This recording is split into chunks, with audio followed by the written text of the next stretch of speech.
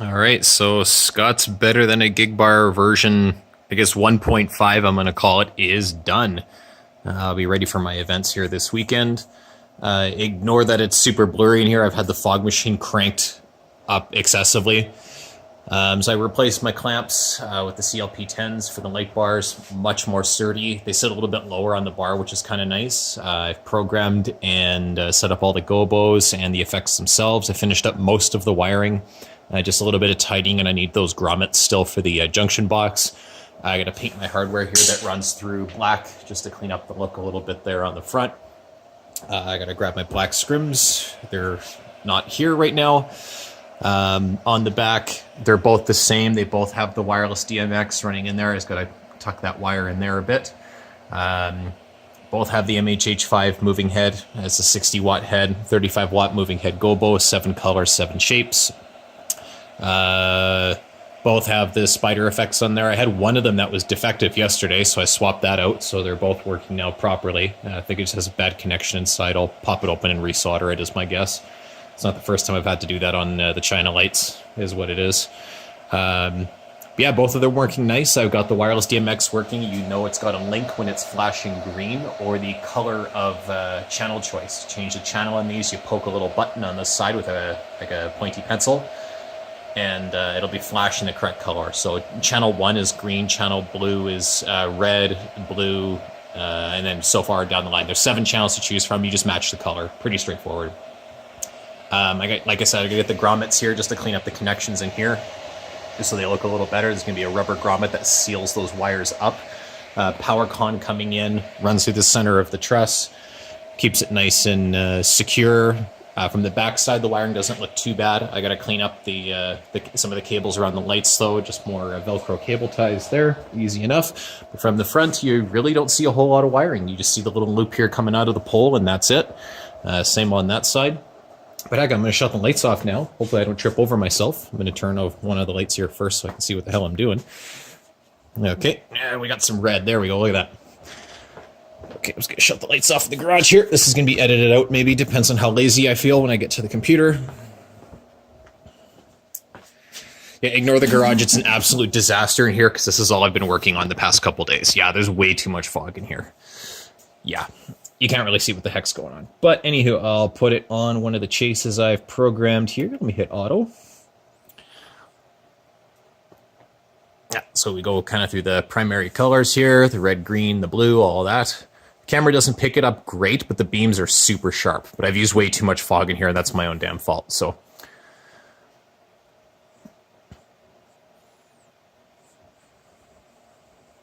and these spider lights are awesome. If you haven't bought these, they're like 80 bucks a piece, and they're kick-ass lights. So that's the first chase. Nice, easy one there. I'll go up to the next one. So this one just focuses on the spider lights a bit more, panning, tilting. The beams on these are great. Super sharp through the air.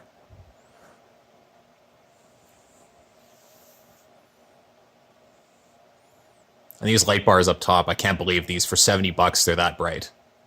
Nice and bright, and lots of color options there and programming options. Okay, that's another chase. This lighting controller holds like 50 chases per bank, so I'll be doing some programming this week. So we'll go to this one here. This is the first one I was just mucking around with. It doesn't look great, but just gets the moving heads to pan around a bit. Circle the room, gets the light bars to do some effects. Should mention on one of the tripods, I put in an extra little female AC power connection up there coming out of one of the junction boxes, as I have the wireless remote here for one of those little ADJ mini lasers I'm going to hang on the truss, so I have at least a little bit of a laser effect on these as well, because currently there's no laser effect. So one of them will have a little gobo laser kind of thing. Pretty straightforward stuff. But yeah, for a lighting controller, I'm using the... this is, I'm guessing, pretty close to like a Chauvet Obey 20 kind of sort of, at a significantly cheaper price. It's made by lightinggeek.com. You can buy these on eBay and Amazon. They look identical. They're just titled differently.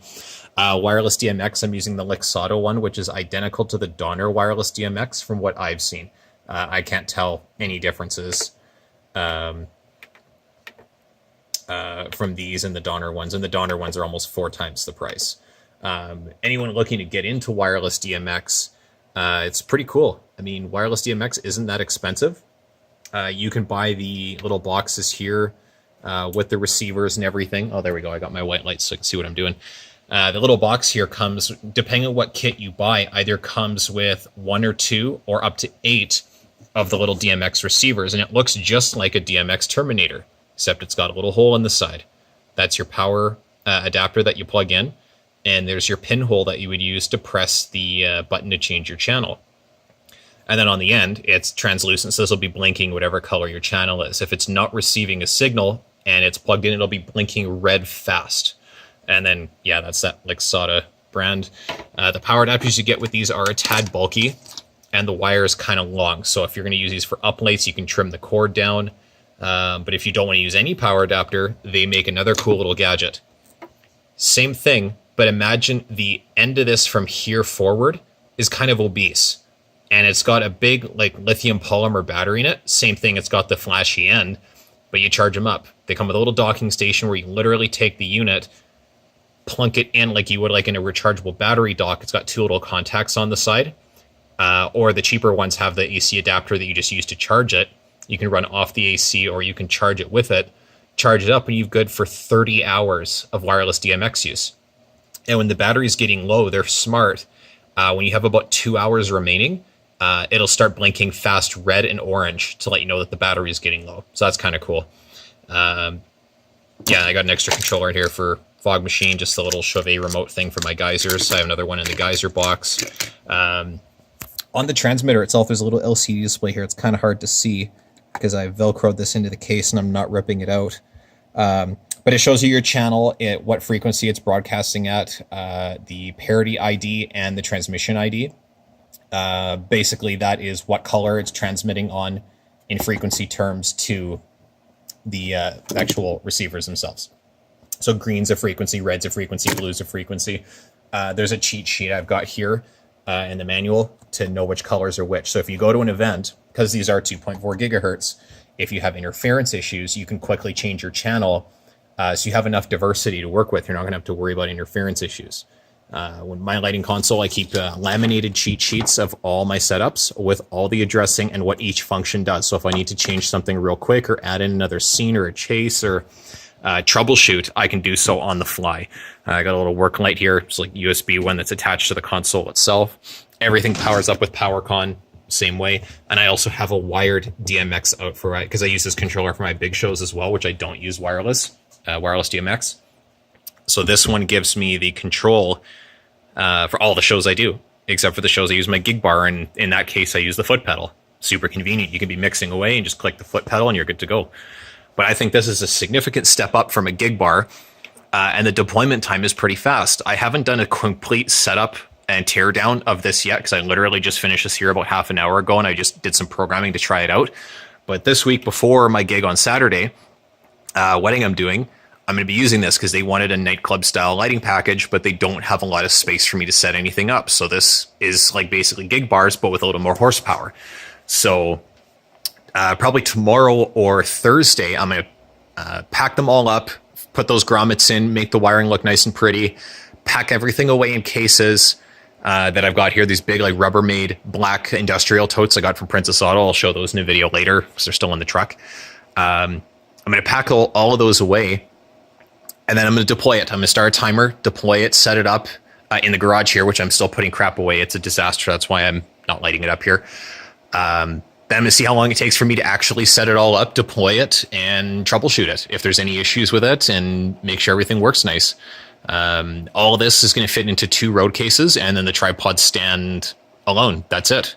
So I'm thinking deployment time once this is done is less than 5 minutes with one person because, and keep in mind, as a mobile DJ, I'd say about 85 to 90% of the events I go out and do are completely by myself. I don't have anyone coming to assist me whatsoever.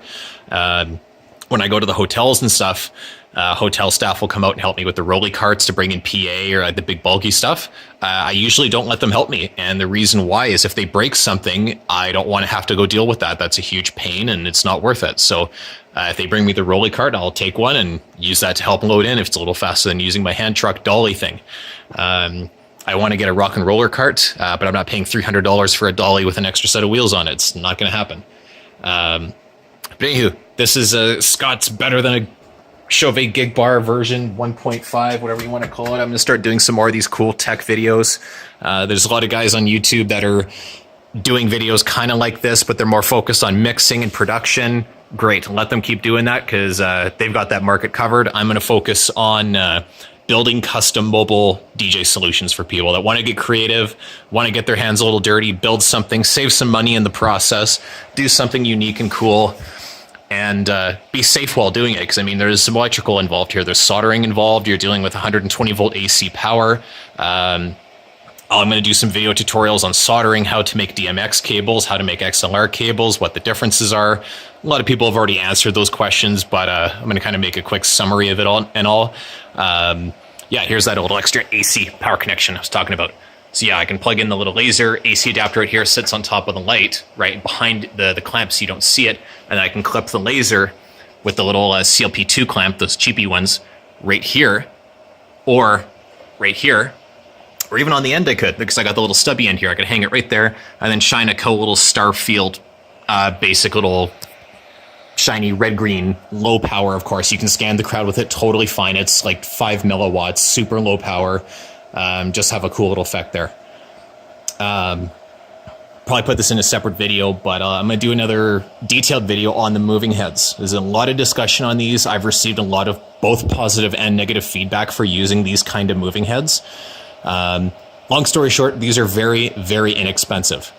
I'm talking less than $150 Canadian per moving head, including the clamp.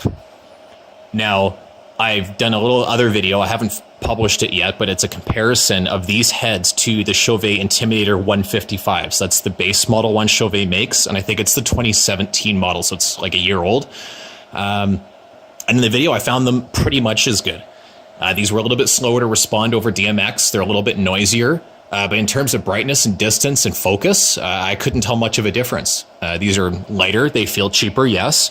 But they are fan-cooled. Big heatsink on the back to cool the diode. Fan-cooled power supply. DMX in and out. A manual focus ring on the front, so you just turn it to adjust your focus. It does stick out a bit, so you got to be careful when you pack them away. I usually wind them in. The gimbal itself is fairly bulky looking, so it looks substantial. It doesn't look cheap. The front of it, you get all your standard menu functions and everything, so I can go in here, adjust my addressing, programming, and then to save it, you just press enter, and then it will resume whatever program it was on last, which is kind of cool. See, it goes back to the program I last had it telling it to do. But these are a 35 watt gobo. There's a lot of these knockoffs, whatever, online that say, oh, they're 60 watt, 80 watt gobo, and they're not. They're not even close to that. And the big reason you can tell is you look for the fan cooling on the back and the size of the actual head itself, right? That's my hand. Hard to get a thing here. I'm going to get a pop can because it's easier to compare, but like that's my hand. And I mean, I can put my whole hand on the base of it. So this is a little bit bigger than the tiny gobos that you can get online. And those are only 10 watts. They're passively cooled. There's no fan in the back. You just see like a little grill, the heat sink. And they're not that great. I mean, if you're doing like a small banquet hall or something and it's very dark in there, they're okay. But you can get a pair of them for $90. So, I mean, there's your value proposition. They're really cheap to learn DMX and play around a bit. And then, heck, if you upgrade to something better, you put them in your garage and you got some entertainment for yourself. But I like these lights. I get a lot of positive and negative feedback from these, but I give these a 2 thumbs up. I haven't had any defective units. We've used these when we've done some big shows. They have seen some weather, and they still work. And if one breaks, I don't care. I just buy another one. Move on with life. They're cheap and cheerful. That's the way I look at it. Yeah, I know there's the old saying, you know, buy once, cry once kind of thing. Buy the expensive lights. My opinion on that is, you know, and I'm talking retail pricing here. I'm not talking what you can get through a dealer or whatever.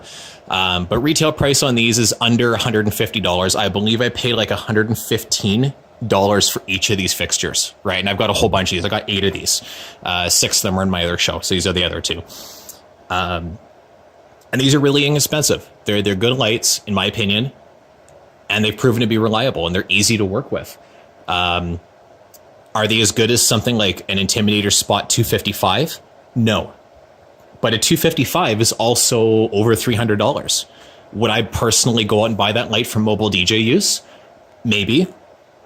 But where's my return on investment right off the bat, right? With these, I'm making money right away.